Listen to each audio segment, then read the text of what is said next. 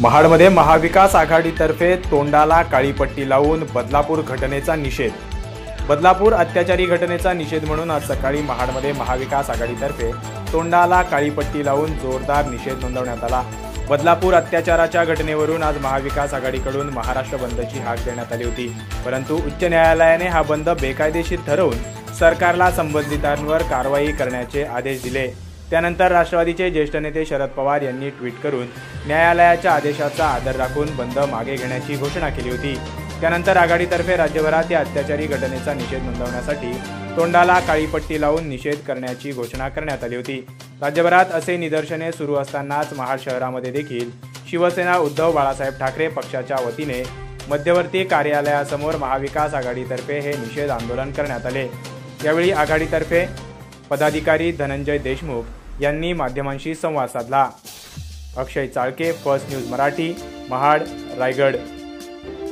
बदलापूरमध्ये 2 शालेय मुली म्हणजे 4 आणि 6 वर्षाच्या मुलींवरती अत्याचार झाल्यानंतर संपूर्ण महाराष्ट्रामध्ये संतापाची लाट निर्माण झालेली होती आणि त्या पार्श्वभूमीवर जनतेच्या आवाजाला कुठेतरी वाचा फोडण्याच्या दृष्टीने महाविकास आघाडीच्या सर्व नेत्यांनी महाराष्ट्र बंदचा हाक त्या ठिकाणी दिली होती आणि संपूर्ण जनतेकडनं त्या बंदला उत्स्फूर्त अशा स्वरूपाचा पाठिंबा सर्व संघटनांनी दिला होता.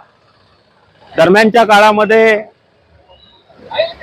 माननीय उच्च न्यायालयाने निर्देश दिल्यानंतर महाविकास आघाडीच्या सर्व नेतृत्वांनी, मग उद्धवसाहेब ठाकरे असतील, पवार साहेब असतील किंवा काँग्रेसचे नेते प्रदेशाध्यक्ष नाना पटोले असतील, यांनी जनतेला आवाहन केलं, कार्यकर्त्यांना आवाहन केलं आणि हा बंद त्या ठिकाणी मागे घेतला. याच्यामध्ये संयम ठेवण्याचं काम खऱ्या अर्थाने महाविकास आघाडीच्या नेतृत्वाने केलेलं आहे.